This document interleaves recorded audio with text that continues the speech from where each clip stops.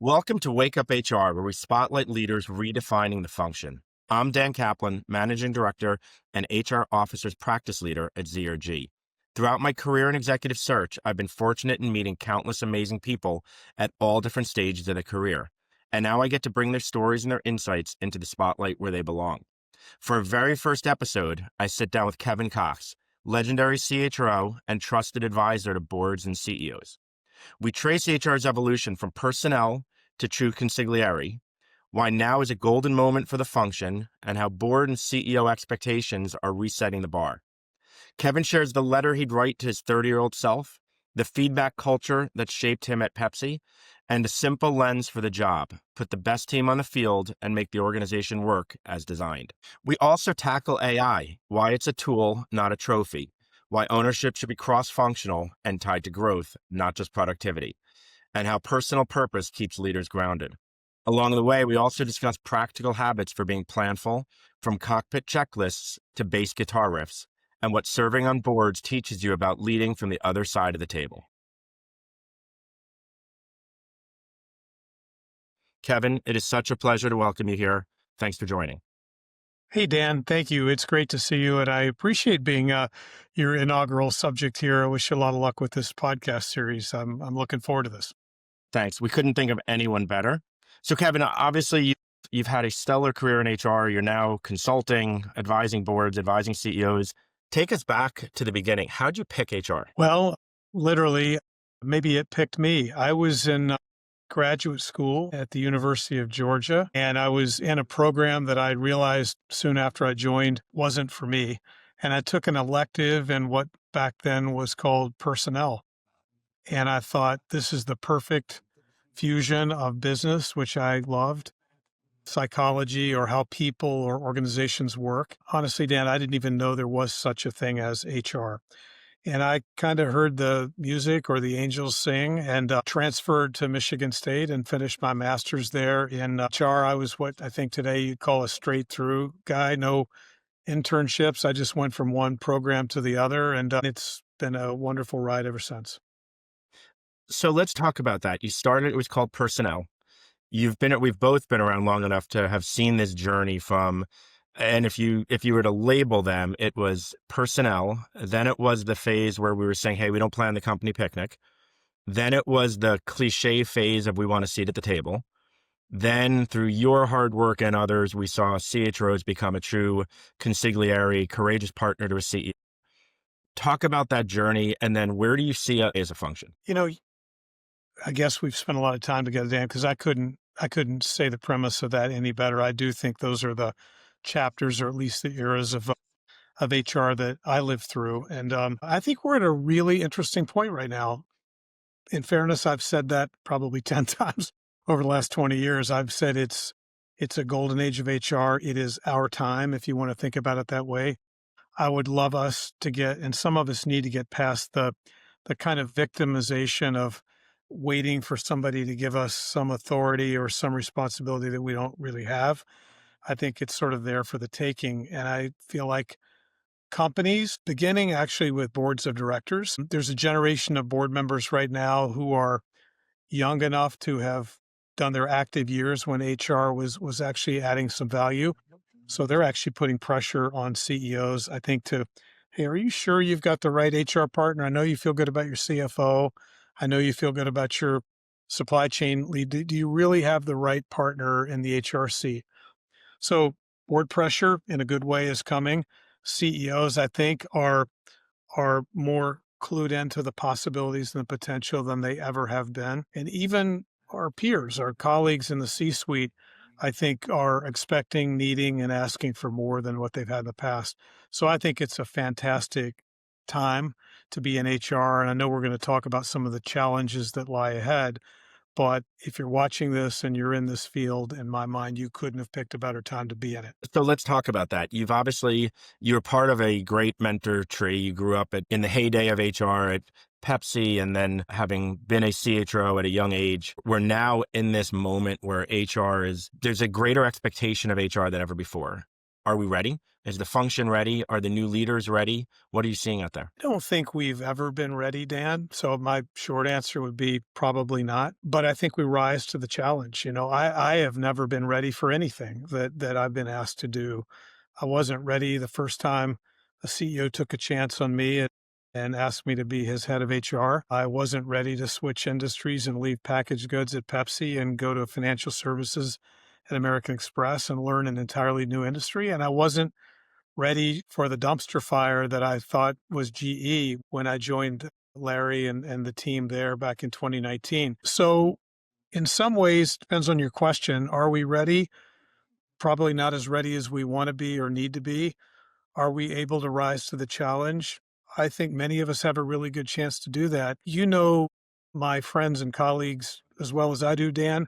There's some very talented people out there who are raising the bar daily in terms of what CEOs have a right to expect out of their HR partners, what their teams have a right to expect out of their leadership. And so I'm generally going to come to this podcast pretty optimistic, but pretty realistic that these challenges are larger than any that we've ever faced, and they will continue to be. Were we ready for a pandemic? I don't think any of us were ready for a pandemic. Did we quickly figure out? I mean, we're doing this by video, obviously. It wasn't that long ago that video meetings were the exception, not the rule. So I think we've got this incredible ability to evolve and adapt to what's going on in the outside environment. And we're going to need all of that given the challenges of AI and geopolitics and everything else.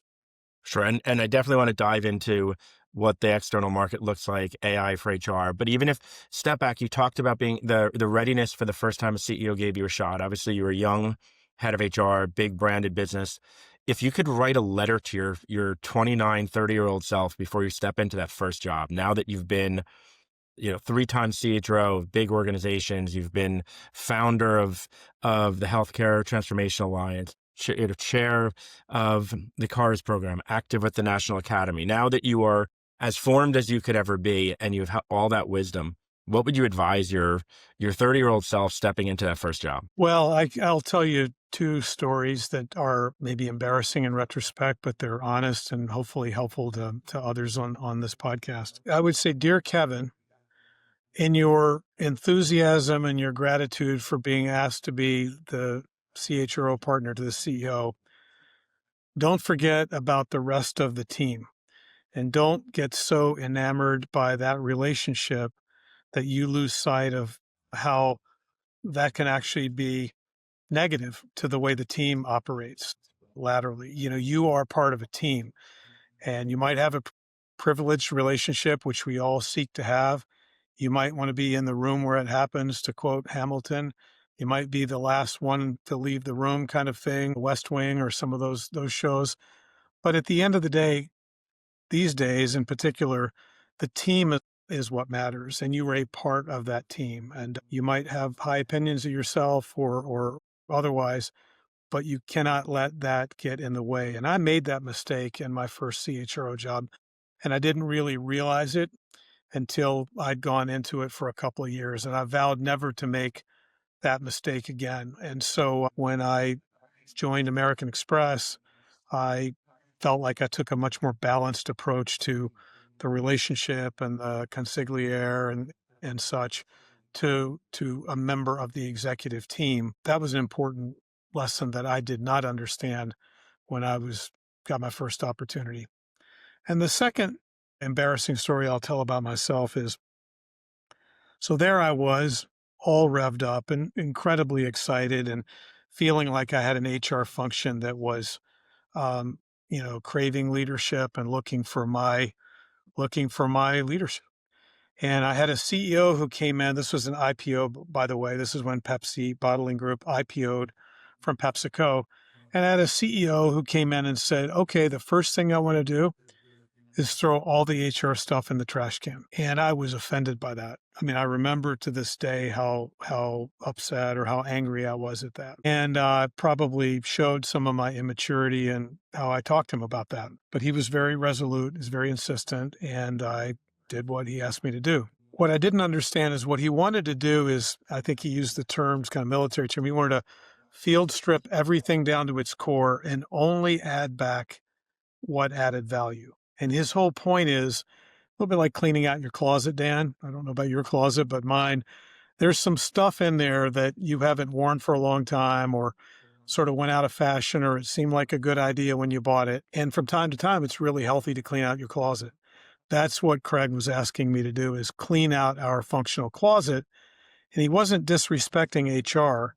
He was actually giving us a chance to get it right or get it righter. And that's what we did. So I would love to tell my 30 something year old self, believe in your leadership. Don't let your ego or don't let your pride get in the way of good business judgment and give it a chance to think about it a different way.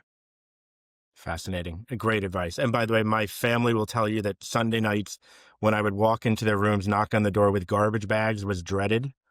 And I would have them go through their closet and clean out and one bag to donate, one bag to toss. It is very healthy to take that approach.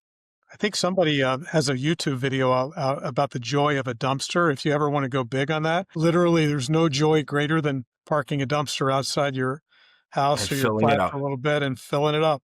It's Absolutely. cathartic. Yeah. So I've shared this with you, Kevin, before, and I've told many people. I have our relationship has been a privilege for me. You have been a friend, rabbi, mentor, client, and there are a couple of observations that I shared with people, and I'd love for you to just react to it. One, in the I think 18 years that you and I have been friends, been connected, there's never been one time where you showed up late or postponed a meeting. And I think most of the time you've kept your own calendar, which is still mind blowing. You show up flawlessly always, and you show up flawlessly without having to put much effort into it. Is it something you take pride in? Are you mindful of it? Do you remind yourself even at your biggest moments that you're still always there? You show up, you're on time, whether it's flying to see me in Florida, whether it's when you committed to spending a weekend at Penn State to help with the student case competition, or just other lunches, meetings. Is that something you take pride in? I appreciate, wow, 18 years, that has gone by pretty quick, at least from my side. And I appreciate the compliments that are embedded in all that. I think there are two things that come to mind, Dan. One is I feel like what I don't have in natural talent, I maybe make up for in being planful. You and I have joked about I'm flying airplanes now. A really important part of flying airplanes, particularly if you're in sort of the small plane category as I am, is to really be planful. I mean, I've got a big trip I'm making in a couple days that I've been planning for all week. I look at the weather, I look at the long-term forecasts, I look at the airports and runway closures and where I get fuel and things like that. And so being a good pilot and being a safe pilot really relies pretty heavy on being planful. And I think in HR, I've always tried to look 2 or 3 steps down the line. People talk about playing chess more than playing checkers. Or if you ever played pool, or golf, it's not just about the shot you take, it's the shot you set up to take the next time. And I feel like that's true in piloting, that's true in golf, that's true in HR. So I think how you use your time and how you spend your time is a really, really important part of the success factor because as a head of HR, you'll never have enough time. You'll never find a key to work, family balance, or integration. You'll look for it your entire life, but you can control a lot of how you spend your time. And so that's part one. And then part two is, I bless her, my mother's 91 and she's a big fan of mine, probably the president of the fan club, actually. And she says that my greatest quality is I never burn a bridge. And so relationships are important to me. They always have been, including ours. And when people ask for something and you say you'll do it, I feel like that's a really important quality to follow through and not just do it, but show up prepared for it and sort of mentally ready and physically ready and emotionally ready to kind of be there for them. That's probably more about a personality than it is about an HR quality, but a lot of it is maybe related to how we show up for our colleagues, for our team, for our CEOs, and for our boards. So you could tell your mom if she's president, I'm VP. and she should be proud. You have taken those lessons well. I You appreciate talked about it as it's personality more than HR, but is it something you have developed tons of great HR talent, and you've been one of the biggest and best mentors in the space. Is it something you look for in your people? Is it something you try and distill in them? The thing that I probably look for more is that they have a clear and a keen sense of purpose. And purpose to me, I can accept and be really happy with a whole variety of purposes. There's not one answer to that. It's very context sensitive. I think it's very personal. But at the end of the day, I think it's about how will they know I was here? And so what I like to look for in the people that I'm developing or mentoring or advising is, do you have clarity on that question? And in my advisory business right now, Dan, I've got about a dozen clients, and about half of them right now are CEOs, and about half of them are heads of HR. And one of the first places I start is, how clear are you on your purpose? Not your life purpose, but sort of as it relates to work and the role you're in right now. What's the most important thing you think you're going to do for your organization? And you'd be surprised, or maybe, Dan, you wouldn't, how vague that answer starts out being. And in my mind, I've come to be amazed at how powerful and how much leverage one can get when you really do wrestle that question to the ground and write it down and keep it to yourself. I started doing this when I was at American Express every single day. Back then, it was less of a digital world. I'd have a briefing book for the day. It was a three-ring notebook that would have my calendar and tabs for every meeting I had that day that I would have looked at the night before, had my staff kind of help me put together. The first page, even before my calendar, was my purpose. And I would remind myself, this is why you're here. And today might be relevant to that purpose. That was a great day. It might be less relevant. Those are the reasons we call it work. But I never forgot what my sort of true north was. And so I look for that. I look for people's ability to understand that about themselves or discover that, sometimes with my help. But I think that's an enormous quality that is sort of underrated. For sure. And it's really interesting because purpose in work started to become a bit of a buzzword, but in the context of this younger generation wants to join a company with purpose. It hasn't become an everyday thing. To your point, when you ask the question, it still makes people probably uncomfortable when you push them to really dive into what their purpose really is, and to be vulnerable, and to, focus their work differently. I would imagine, Kevin, in most of those conversations, AI is coming up. And then there's this question of how do we find the humanity in an AI centric world? Is purpose going to help people through that? It could, just a little bit of maybe a footnote to that purpose piece. I totally agree. I've got two daughters in their 20s. Both of them are working. And so I know what you mean when you talk about younger people are more tuned into the company's purpose. I think you're right about that. I'm talking about, that said, or within that context of the company's purpose, what is your purpose Yep. as a leader, and what are you there for? And it's scary when you start off with that blank sheet of paper. Most people say this is like declaring my major in college.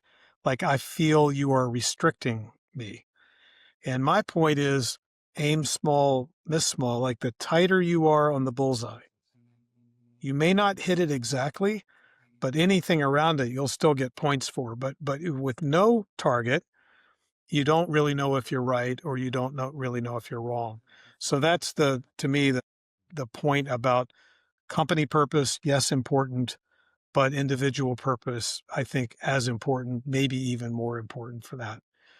So how will purpose affect AI?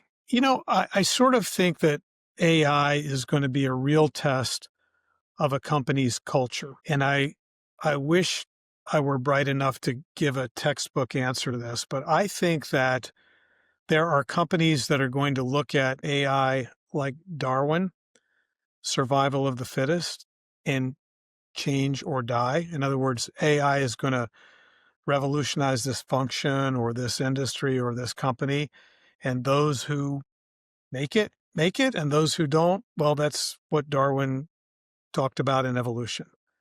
And there are places that are more what I'd call in loco parentis, or they sort of look at their culture as a family and they look at the leaders as the parents of that family. And they're going to take a different view about what is our responsibility to our employees, what's the deal, what's the employee value proposition we made, and how do we navigate AI and the turbulence or the disruption it will create. So, Dan, I don't know that there's a textbook best answer. I think it's very much a function of what the company's culture is or says it wants to be. There are ethics underneath all of this to me. It's kind of not a very popular word to talk about in business, but I do think that there is a sense of what's right and what's wrong and why is it right or why might it be wrong that companies are going to have to think through. And I think HR heads, another thing that we've been called in the past is the conscience of the organization. This is a conscience question. And again, I'm not here to say this is right and this is wrong. I am here to say that we should step up and accept the responsibility of navigating that with our leadership. So that raises the big question of who should own the AI agenda. Is it a technology that the digital team, AI team should own? Is it a cost issue that the finance organization should own? Or is it a people-centric issue and a culture issue that the head of HR has to own? And I think, Kevin, we started with HR functions looking at how can we leverage AI as an HR tool? How do we use resume parsing? How do we use it for engagement? But I think we're heading to this world of saying AI is going to have major impact on our people, workforce planning decisions. The best heads of HR need to be a part of that conversation, if not owning it. Where do you think we come out? I think I'm going to get torched. If there's a comment section that you enable, I'm sure this will provoke some. Believe it or not, I'm going to try to compare AI to PowerPoint. Okay. And people are going to say, you're out of your mind. Well, PowerPoint is a tool. Who owns PowerPoint other than Microsoft? But I mean, in a company, who owns PowerPoint? The answer is it is a tool. It's not something larger than life. It's not bigger than we are. It is a tool, and we are in the process of deciding how to use that tool. Now, I think it's a powerful tool, very powerful tool, a more powerful tool than PowerPoint, but it is a tool. And so I start with, I'm not sure it should be or could be owned singularly. I am positive it should not be owned by IT. I think there are, just like PowerPoint or Microsoft or whatever you might be using, there are some rules about it. There's data security around it. I get that. Compliance is going to have something to say about it for some of the same reasons. That's important. And I think HR should participate pretty heavily in what I would call responsible use. I look at this sort of like maybe drug testing or medical procedures, clinical trials. Just because the technology exists doesn't mean it should be implemented without any further thought, right? If pharmaceutical companies did that, they might strike gold. They might actually kill or injure a whole lot of people. So I'm for steering committees, Dan. I don't usually love them, but this is the epitome of cross-functional, thoughtful dialogue. It may be the executive team or it may be delegates of the executive team. And I think HR should play its role in how that is being used. Your readers probably read that MIT NANDA study that it's pretty popular right now. I just sent it out to a lot of my friends and clients. Headline: despite 30 to 40 billion with a billion dollars of investment, so far 95% of organizations are getting zero return on the AI they've put in so far. Now, you could call this a learning curve, and it sure is, but think about the dollars and the effort that's gone into this so far. So there's a lot of work to do, in my mind, to figure out how to properly and responsibly use AI. One other thing I'll say that I've been thinking about a lot lately, I feel like AI is becoming synonymous with productivity. It's going to help us be more productive. It's going to eliminate these jobs that don't need to be done. It's sort of like robotics. It could eliminate factory workers because of automation, software, et cetera. I feel like that MIT study is not going to be any better until we actually put AI to work on the growth side of things, not the productivity side of things. So if I were an HR CHRO still today, I would be asking those pressing questions of my leadership team of, look, as long as functions are using it like IT, HR, and finance, you're going to get about this far. The real promise is, how is this going to double our growth rate? Can we figure that out? And I think when that happens, you're going to see AI being really, really useful in terms of company performance and growth. We are so far from that, as we said here, recording this podcast, such a long way to go. So therefore, I'd rather see general managers, if you got to talk about ownership, P&L leaders, general managers, people who are creating products and services. If somebody ought to be owning AI, it should be them way more than it should be the traditional staff functions. I think most companies actually at the moment have that. Very interesting. I would agree. And we're seeing HR stepping up, we're seeing other functions stepping up, but you're right, it's still support functions more than the business. And we have seen, Kevin, to your point, there's like all great technology, there is unbelievable hype at the beginning. And then it starts to fall off as people realize the hype, the massive gains aren't there. The initial hype, the belief was every company was going to be able to let go half their people and use bots and other. And I think now we're starting to see that you'll be able to scale maybe with the same headcount without having to scale headcount at the same rate. But it hasn't yet, no one has yet figured out how to really leverage it for growth.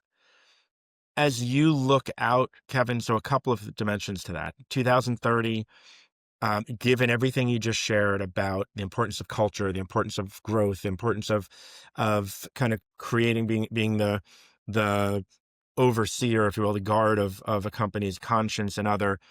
2030, 2035 is the best the best group of CHROs. Are they still in the mold of great business leaders with the courage to speak truth to power?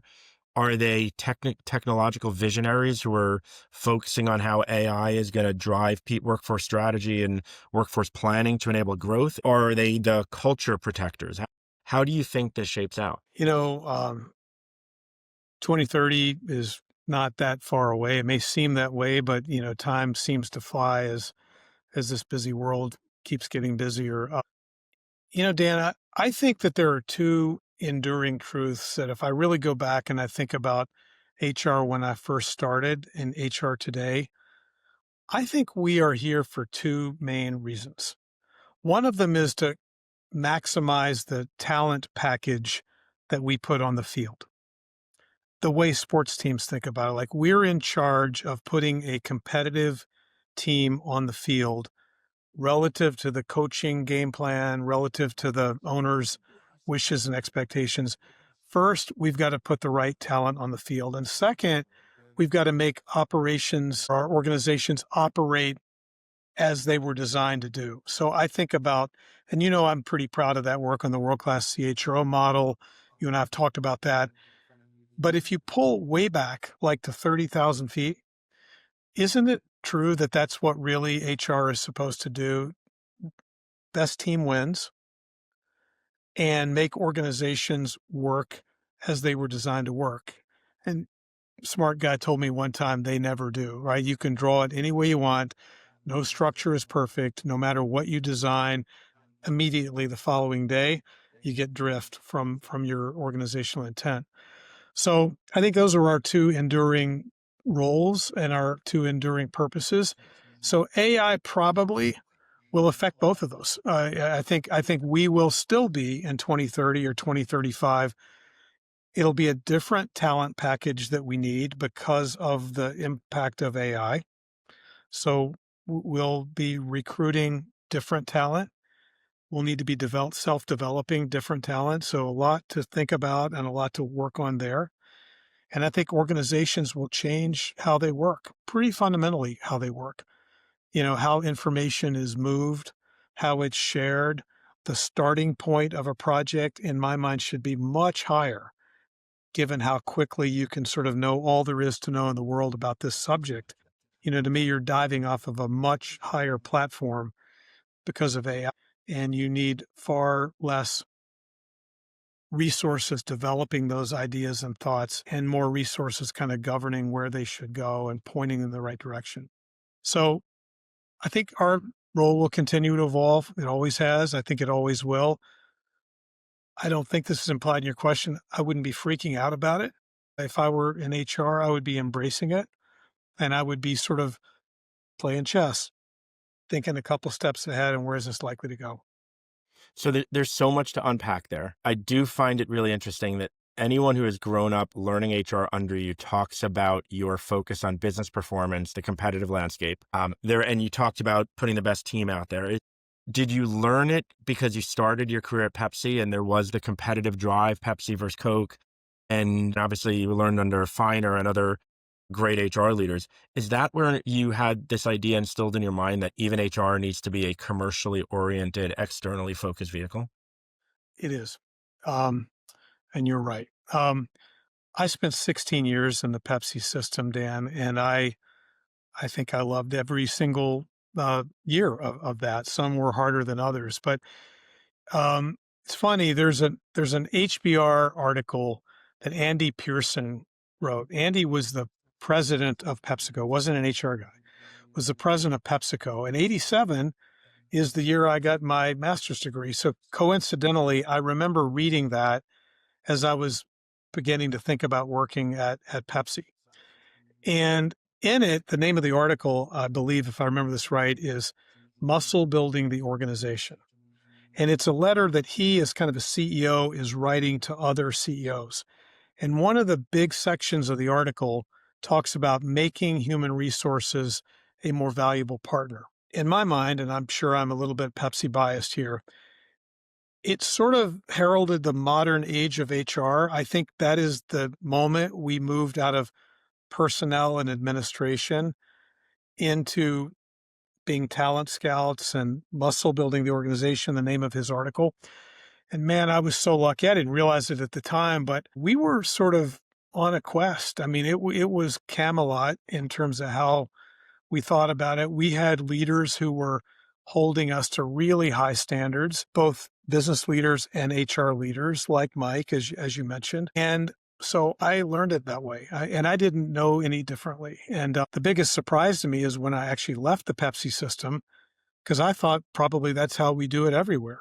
And I learned nothing could be further from the truth. It was a really special time, and I give all the credit for the good habits that I built to my colleagues and teachers and mentors at Pepsi. By the way, they were also so big on feedback, like feedback that would make your head spin. And I mean, some of the toughest messages I've ever received to this day were in those years at PepsiCo. And it was because people saw something in me and maybe more than I saw in myself. And they were not afraid to let me have it. If you want to be great, or if you want to be better than you are right now, you got to fix this, or you got to work on this, or you got to change this. And today, I kind of worry that feedback is more seen as triggering, or it's more seen as scary. And boy, the long-term effects of people avoiding giving or getting feedback, you don't get better that way. You just don't. So I give a lot of credit to those habits and try to bring them forward, pay them forward at American Express and GE. It is interesting. I do think we've come into this kinder time where people are afraid of giving tough feedback. And I don't know if it's a result of COVID. I don't know if it's a result, this fear that people aren't as in, they're half checked out. I don't know if it's because more interaction are happening by video. And it's tougher to give really tough feedback in video than it is face to face. But that gift of feedback is becoming a little bit of a thing of the past. I think you're right. And I'm sad about that. I don't give up on it because I still think I believe in the magic of it and the possibility of it. But everything you said is right. It is far harder to do that when you're not in physical space with somebody. It was something about the energy that they created at Pepsi was I believe them as hard as it hurt and as hard as they hit. I did believe that they cared about me. And there's something kind of magical about that. Again, maybe in a sports scenario, that you can have some really tough coaches that you're playing for, but you play harder for them if you think that they believe in you and they care about you. You just give it everything you've got. Yep. And we have less of that today than we used to. And part of the gift, Kevin, is when you give the feedback, you actually do care about the people. You and I have had conversation over the years, and the empathy and the thoughtfulness, I think, and it goes back to our original conversation of you talking to people about their purpose. If your purpose is, in fact, part of it is to make the people around you better, then giving the feedback becomes much more natural, and your team receives it better because they know you actually care about them. But there are too many leaders who go through the motions and might give feedback because it's relevant for the numbers or it's relevant for something else, but they're not able to convey that personal impact, that personal buy-in, that I care about you and your success, and that's why I'm giving you this feedback. Yeah, and I don't think you can, and frankly, I don't think you should fake that. If you don't believe that, you probably aren't really in the best position to give feedback. It's not just you can't fake that. I mean, people have this intuitive sense, and as you said, maybe even more so when you're physically with somebody.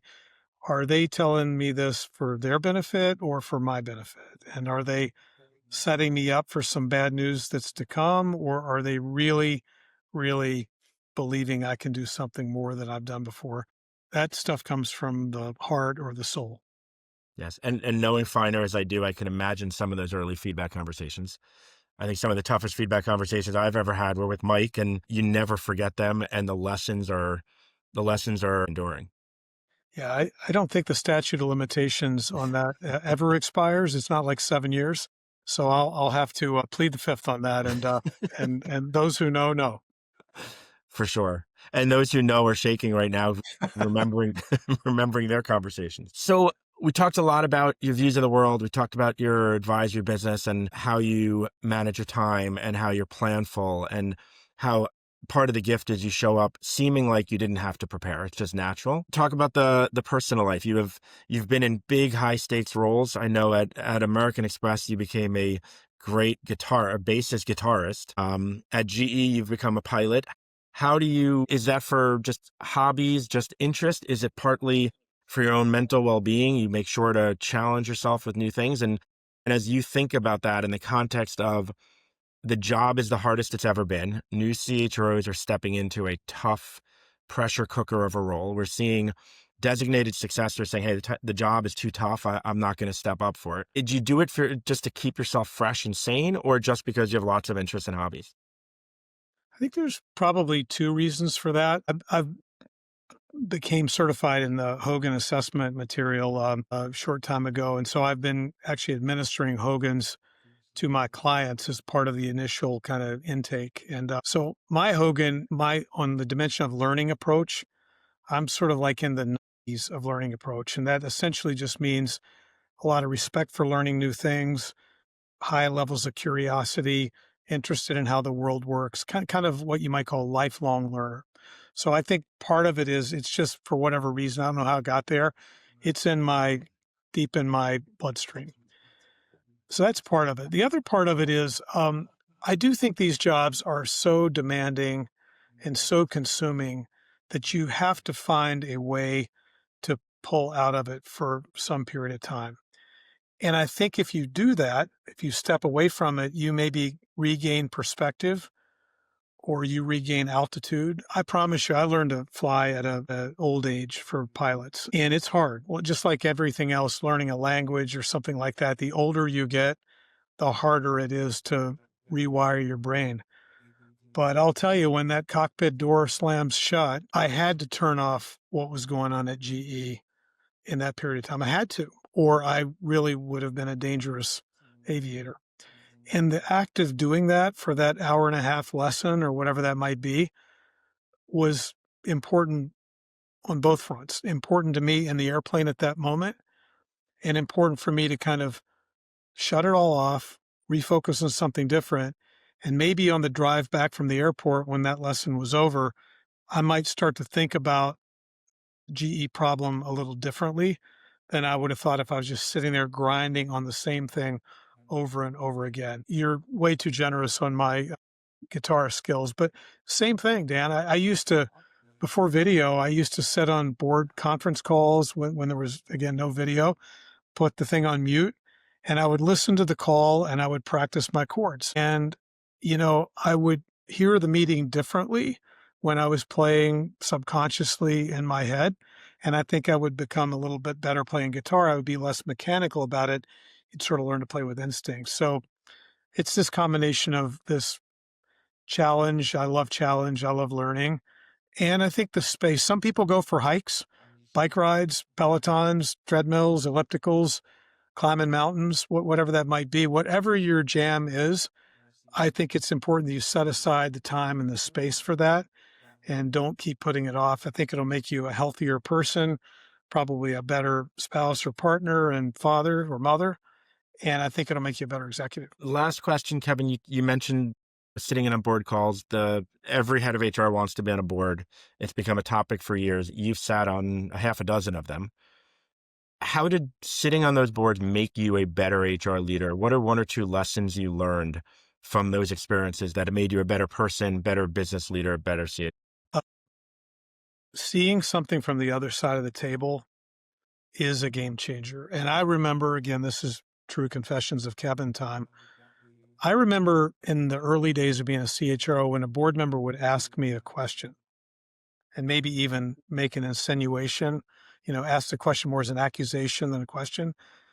In my heart, I would get pretty defensive. What do you think? I would lie to you? Do you think I don't know what I'm talking about? Like I never said those things, but inside Kevin was going wild with that. And the minute you get on the other side of the board table, and I used to say it's like watching a baseball game through a hole in the fence when you're bored. You only visit it 6 times a year, maybe. You only see what they show you. You see it for what, a day and a half, and you move on. And so you begin to understand that this is a trust but verify kind of thing. They are doing their job and they feel a duty to do that job. And the minute I began to feel that, I started to say, okay, these are fair questions. So that's helpful. But even better, you start to anticipate those questions far better than you would have otherwise.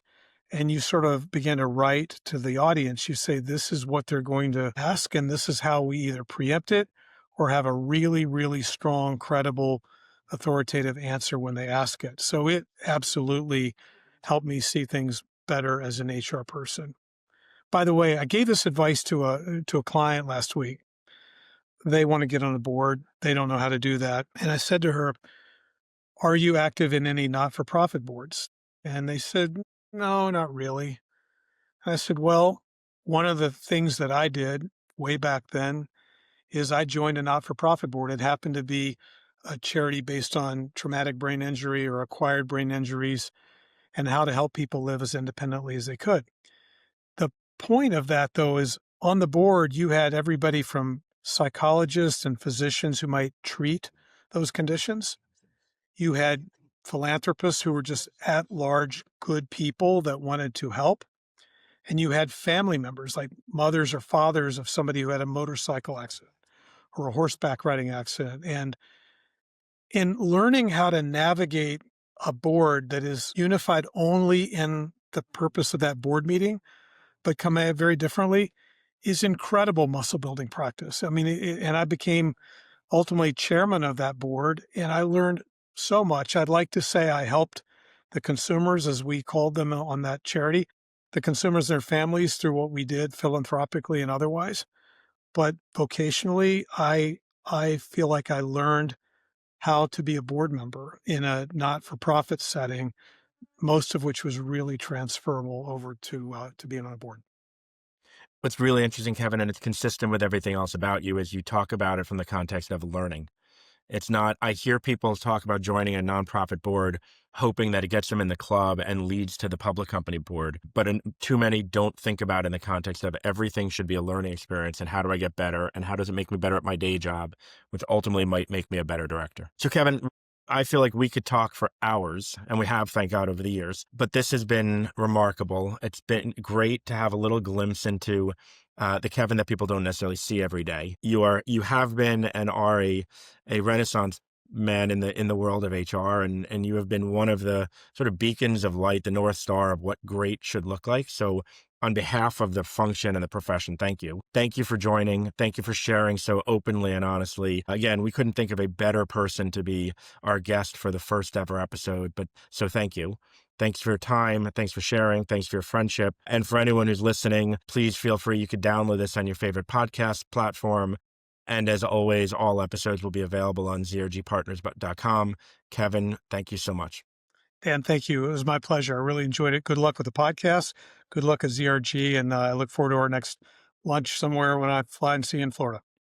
Fantastic. Thanks, Kevin. Take care.